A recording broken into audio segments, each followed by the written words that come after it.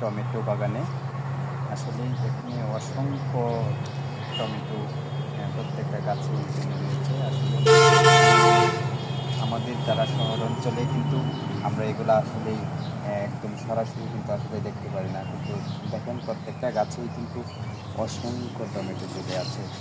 টমেটোর কিন্তু অনেক গুণ, 3টা আপেলের সমান একটা টমেটোতে আসলে পুষ্টিগুণ থাকে।